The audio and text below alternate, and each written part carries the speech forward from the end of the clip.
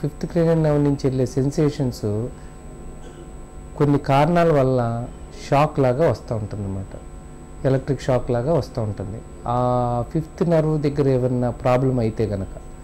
So అంటే మిగతా కారణాల మూలాన కూడా రావచ్చు, మిగతా నర్వ్స్ ఎఫెక్ట్ అయినప్పుడు రావచ్చు, కానీ బట్ కామన్గా ట్రైజెమినల్ నర్వ్ మూలాన ఎఫెక్ట్ అయ్యే దాన్ని ఈ షాక్ లాగా వచ్చే సెన్సేషన్స్ కామన్గా ఉంటుంది. దాన్ని మనం ట్రైజెమినల్ న్యూరాలజీ అంటాం. ముఖంలో నరాన్ని బలహీనం చేసే కారకాలేంటి? ఫిఫ్త్ క్రేనియల్ నర్వ్ స్పర్శ డిఫరెంట్గా ఫీల్ అయితే కనుక, అంటే మామూలు నార్మల్గా టచ్ అంటే స్పర్శని లైట్ సూపర్ఫిషియల్ టచ్ని ఒక్కోసారి ఏమవుతుందంటే అది పెయిన్గా తెలుస్తుంది బ్రెయిన్లో. సో దానికి కారణం ఏంటంటే కనుక ఒక్కొక్కసారి ఆ ట్రైజెమినల్ నర్వ్ మీద ఉండే పూత, అంటే మామూలుగా కరెంట్ వైర్కి ఇన్సులేషన్ ఎలా ఉంటుందో ప్లాస్టిక్ కోటింగ్ అలాగే నర్వ్ మీద కూడా మైలిన్ అని ఉంటుందన్నమాట.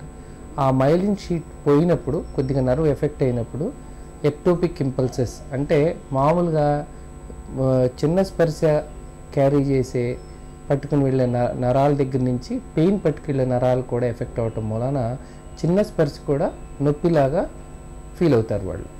ఆ నరం మీద ఉన్న పోటాకి ఒక్కొక్కసారి పక్క నుంచి రక్తనాళం ఒకటి వెళ్తా దాని మీద కంప్రెస్ చేస్తుందంట, అంటే ఒత్తిడికి గురి చేస్తుంది నరాన్ని. ఆ నరం మీద ఒత్తిడికి గురైనప్పుడు ఆ పోవటం మూలాన వీళ్ళకి ఈ నొప్పిలాగా స్పర్శ వస్తుందన్నమాట. ఇది అన్నిటికంటే కామన్ కారణం, అంటే 180 నుంచి 90% వాళ్ళలో కారణం ఇది. సో దీన్ని మనం క్లాసికల్ ట్రైజెమినల్ న్యూరాలజీ అంటాం. ఇంకొక కారణం ఉంటుంది, సెకండరీ ట్రైజెమినల్ న్యూరాలజియా, అంటే వీళ్ళ ట్యూమర్ మూలాన కానీ ఒక్కొక్కసారి మల్టిపుల్ స్క్లిరోసిస్ అని కొన్ని డిమైలినేటింగ్ డిసీజెస్ ఉంటాయి, అంటే పోటాకి వేరే కారణాలు ఉంటుందన్నమాట.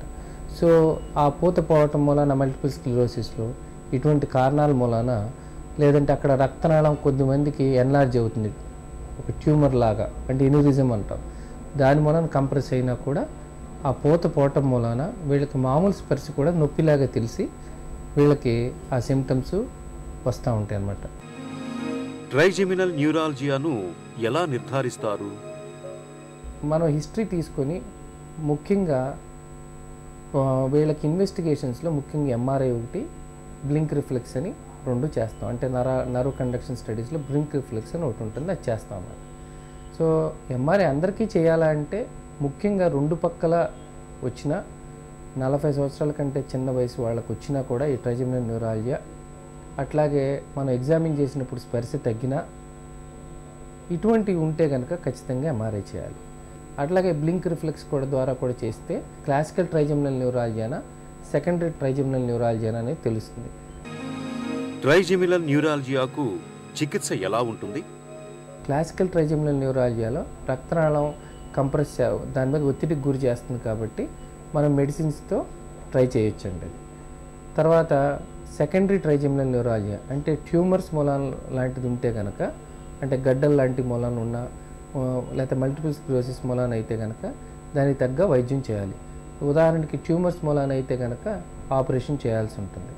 అదే క్లాసికల్ ట్రైజెమినల్ న్యూరాలజియాలో అంటే రక్తనాళం పక్క నుంచి వెళ్తా దాని మీద ఒత్తిడికి గురి చేసేది ఉన్నా, లేకపోతే అసలు ఏమీ కనపడకపోయినా కూడా ట్యాబ్లెట్స్ అంటే కార్బజపీన్ అని ఫిట్స్కి వాడుకునే మందులు ట్రై చేయొచ్చండి. కార్బజపీన్ కానీ, ఆక్స్కార్బజపీన్ కానీ, లేకపోతే బ్యాక్లోఫెన్ అనే మందు ఒకటి ఉంటుంది, లేకపోతే లామోట్రిజిన్, ఇలాంటి మెడిసిన్స్తో మనం ట్రై చేయొచ్చు. దీంట్లో ముఖ్యంగా అన్నిటికంటే బాగా పనిచేసే మెడిసిన్ కార్బజపీన్ కానీ, ఆక్స్కార్బజపీన్ కానీ. ఆ మందులు కనుక ఫెయిల్ అయితే కనుక మనం బ్యాక్లోఫెన్ కానీ, లామోట్రిజిన్ కానీ దాన్ని కలిపి వాడుకోవచ్చు, లేకపోతే ఆల్టర్నేటివ్గా వాడుకోవచ్చు. వాటితో కూడా మనకు సరైన రెస్పాన్స్ రాకపోతే ఇప్పుడు సర్జరీ లాంటిది మనం ప్లాన్ చేసుకోవచ్చు. ట్రైజెమినల్ న్యూరాలజియాకు కొత్త చికిత్సలు ఏమైనా వచ్చాయా? సర్జరీలో కూడా రకరకాలు ఉన్నాయి. మైక్రోవాస్కులర్ డీకంప్రెషన్ అంటే ఏం చేస్తారంటే రక్తనాళానికి నరానికి మధ్యలో చిన్న గ్రాఫ్ట్ లాగా పెడతారు, సో దట్ సెన్సేషన్స్ అయ్యి అక్కడికి దాని మీద ఒత్తిడి గురి అవ్వకుండా ఉంటాయి. అవి కాకుండా మిగతా సర్జరీలు కూడా ఉన్నాయి, అంటే రైజోటమీ అని చెప్పి, పెరిఫెరల్ న్యూరెక్టమీ అని. సో దాంట్లో కూడా ఏంటంటే కనుక బెలూన్తో ఆ గ్యాంగ్లియన్ ట్రైజెమినల్ గ్యాంగ్లియాన్ని డిస్ట్రాయ్ చేయటం కానీ, అంటే కంప్రెస్ చేస్తారు అట్లా కానీ, లేకపోతే కనుక గ్లిజరాల్ ఇంజెక్షను, ఇలాంటివి బోల్డ్ ప్రొసీజర్స్ ఉన్నాయండి. తర్వాత గామా నైఫ్ సర్జరీ అని ఇలాంటివి ఉన్నాయి. ఫస్ట్ మెడికల్ మేనేజ్మెంట్ ట్రై చేస్తాం. మెడికల్ మేనేజ్మెంట్ కనుక సరిగ్గా సక్సెస్ అవ్వకపోతే అప్పుడు మనం సర్జికల్ మేనేజ్మెంట్ చేయొచ్చండి. రిజల్ట్స్ ఉన్న సర్జరీలు అన్నింటిలో అంటే ట్రైజెమినల్ న్యూరాలజీకి చాలా ప్రొసీజర్స్ ఉన్నాయి. దాంట్లో ఈ మైక్రోవాస్కులర్ డీకంప్రెషన్ సక్సెస్ రేటు బాగుంటుందండి.